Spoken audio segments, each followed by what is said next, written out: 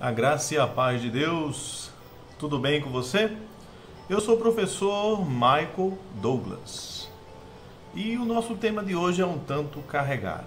Vou dizer por quê? Porque, sendo eu cristão, não me sinto muito confortável em falar dele, mas como eu tenho a tarefa de mostrar para você aquilo que cai no Enem, estou eu cá falando integralmente do pensamento do Arthur Schopenhauer, para logo em sequência falarmos um pouco sobre o Friedrich Nietzsche.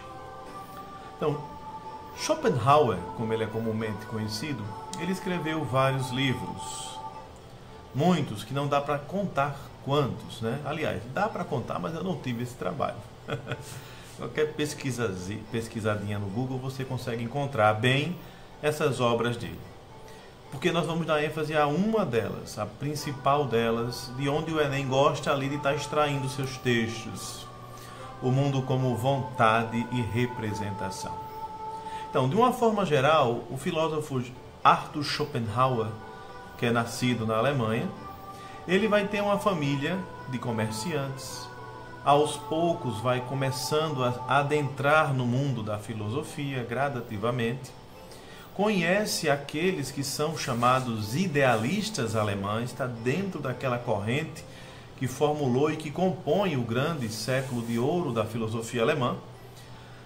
Começa com Kant e dá prosseguimento, Schelling, Schleiermacher.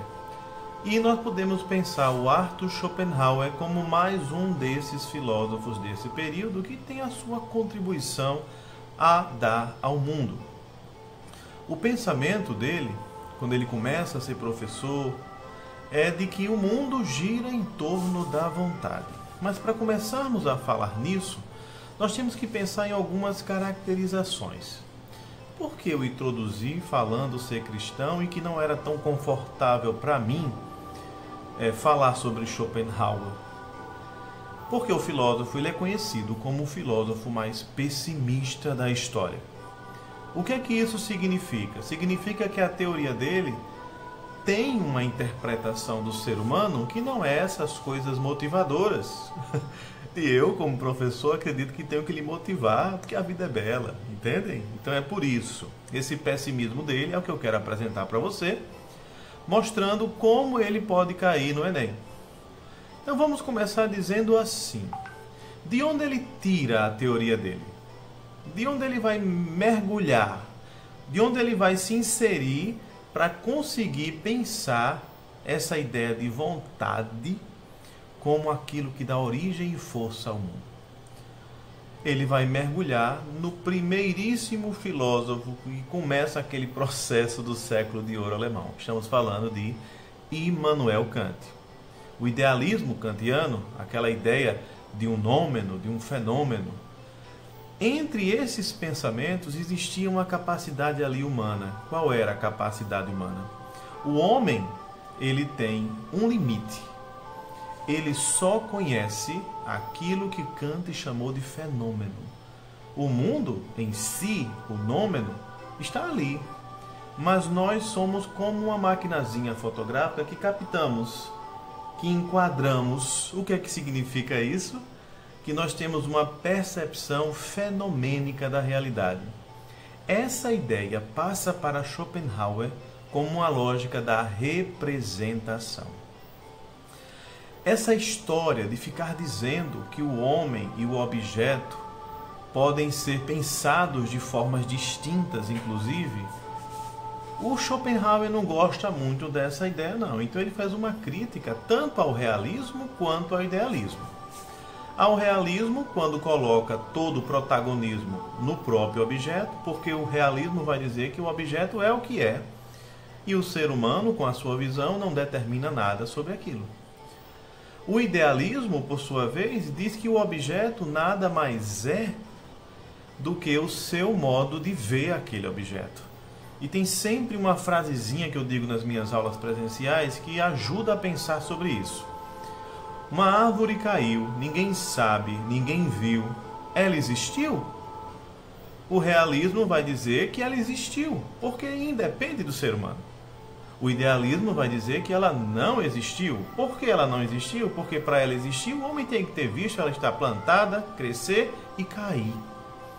Então, dentro dessa perspectiva, dar ênfase ao sujeito e ao objeto, para Schopenhauer foi um problema que a filosofia moderna se deparou, porque o cerne, a essência do ser humano também é a essência do mundo. Que essência é essa? Vontade. A vontade, ela está tão impregnada na configuração da realidade humana e do próprio mundo, que ele chama isso de estatuto ontológico. O que dá força e mobilidade ao homem ser o que é, os animais e as próprias coisas do mundo, é aquilo que elas tendem a realizar para o satisfazer de seus desejos, de sua vontade. Então é nesse contexto que Arthur Schopenhauer vai dizer que, estando a vontade na essência do mundo, é preciso perceber que esta vontade, ela é uma parte do ser humano. Aí agora que nós entramos no livro dele, entendendo o título do livro dele. O mundo como vontade e representação. O que é a vontade? É o que eu acabei de dizer para você. É a força motriz da existência, tanto do homem quanto de todas as coisas. Mas e o que é a representação? É o fenômeno kantiano. Então, dentro do mundo, o mundo vai se espelhando e ele, a partir de suas próprias vontades, vai se desenvolvendo. E o ser humano, aquele que está fora, olhando para o mundo, passa por um processo de desejo. E esse desejo vai se acumulando, vai dizer Schopenhauer, de tal forma que tudo que existe de interno no homem é essa vontade. E tudo que existe de externo é essa representação que é o alvo da vontade humana. Então, dentro desse ciclo, o Schopenhauer vai dizer que existe todo um processo de angústia e sofrimento. Essa angústia, esse sofrimento, esse desespero, ele está configurado como a realização dessas vontades. Oxe, professor, bem paraibano, né? Por que eu estou realizando minhas vontades e isso é ruim, gera sofrimento? Porque para Schopenhauer, essas vontades, elas sempre vêm num ciclo, o que significa que ela é circular. Quando você realiza uma vontade e você sacia, outra vontade vem. Você sacia, outra vontade vem, e isso não acaba. E a sensação de não ter sua vontade realizada gera o que nós podemos chamar de angústia, gera o que nós podemos chamar de sofrimento, tanto psíquico quanto material.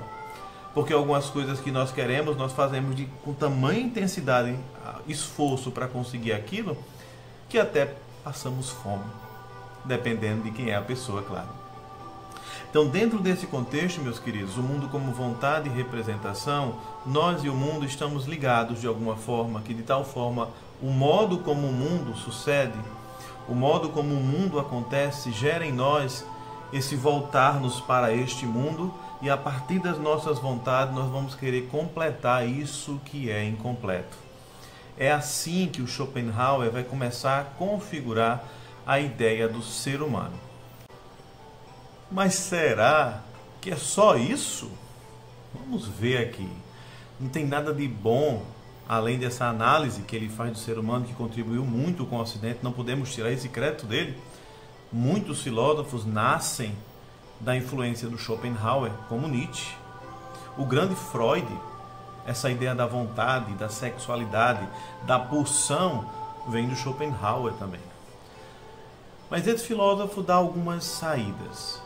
Não há uma saída para a vida humana, mas como nós vemos que ele é um grande crítico dos filósofos ocidentais idealistas, incluindo Hegel, ele vai trazer um pouco da filosofia oriental, daquele conhecimento mais interno das pessoas, daquela questão da essência, até quando ele chega na vontade. Mas isso tem a sua contribuição. Qual é? Ele acredita que como a vida é sofrimento, como a vida é angústia perene, a busca de encontrar algo que não vai ser realizado de forma plena, existe uma saída. A saída é a arte. Diz Schopenhauer que a arte ameniza o processo. Ele não lhe tira do caminho da busca, mas a arte consegue fazer com que você, com essa relação, com a representação que é o mundo, consiga entrar no estado de nirvana. Claro que não é o sentido original da palavra, né? Um estado de calmaria, um estado de tranquilidade diante do desespero que é a vida. E para terminar esse nosso vídeo, eu gostaria de ler um trecho que eu acho icônico e que já esteve presente no Enem, do Arthur Schopenhauer, quando ele fala: e se um dia o homem realizasse todas as suas vontades, o que aconteceria? Então, vamos prestar atenção, eu vou dar uma lida para você e você vai entender a lógica dele com esse textinho dele, tá? Imaginemos por um instante que a humanidade fosse transportada para um país utópico, onde os pombos voem já assados, onde todo o alimento cresça do solo espontaneamente, onde cada homem encontre sua amada ideal e a conquiste sem qualquer dificuldade. Ora, nesse país muitos homens morreriam de tédio ou se enforcariam nos galhos das árvores, enquanto outros se dedicariam a lutar entre si e a se estrangular, e assim assassinar uns aos outros.